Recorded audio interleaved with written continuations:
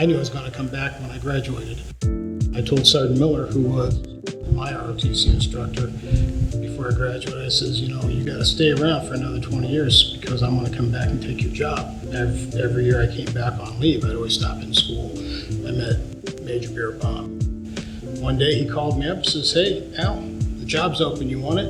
And I said, "I can't retire yet." He goes, "What?" I said, "I got another 4 years to go." The very next week, the Army announced early retirement. So I took the paper, put it in my pocket, walked over to the battalion headquarters, asked for a personnel form, put up my request to retire, went home that night and asked my wife if she thought we could retire yet. She just looked at me and goes, "Huh?" I said, "Well, it's too late. I just put the paperwork in." I worked in a place called Wolcott, Indiana for 1 year. I moved back to Fort Wayne. I subbed with Fort Wayne Community Schools, Northwest Allen for about 2 years. And then the PE position came up here, so I applied here, and Concordia chose me. It was different coming back because it took me 10 years before I could call Ed LeBeau Ed. It was always Mr. LeBeau for the first 5 or 6 years. He finally said, "You're not a student anymore. You can call me Ed." I said, "Well, I don't know if I can do that." Yeah, that was hard. Yeah. To call your old teachers that were still here by your first name. My first year, one of my friends from high school, his kid was an ROTC, which is neat, and now I have not only friends, kids who are in ROTC, I have kids of kids who are in ROTC. So I got to leave before I have grandkids of kids who are in ROTC. I'm in that same boat. Really, it comes down to being a good person.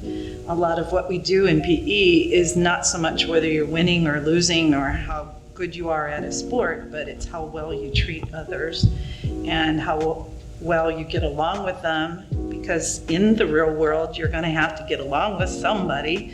They're going to be on your team, whether it's a academic team or a sports team, but also in those small groups when you're working together and collaborating on some type of project that you're doing in the real world.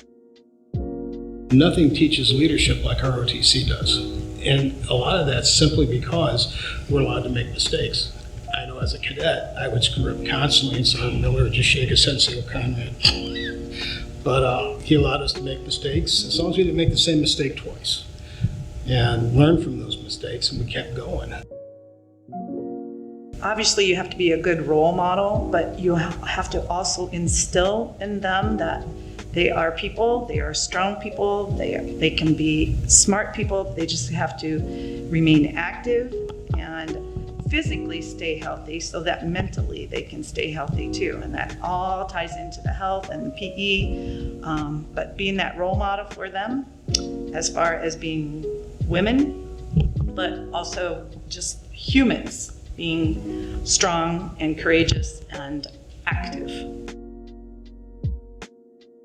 I think Concordia is a diamond in the sky. It has blemishes like any other school, but it's still different. We are a Christian-based school.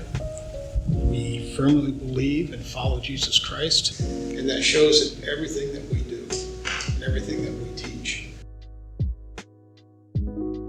We have the ability to meet some of the most wonderful kids there are in Fort Wayne, and they become lifelong friends. And I can't imagine talking about all of this without mentioning them. They make it all worthwhile. Mm-hmm. I could not imagine a Fort Wayne without a Concordia. I couldn't.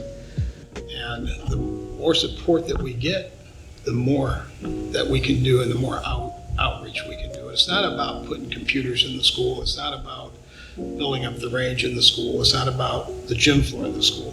It's about making connections with people and the outreach that we have.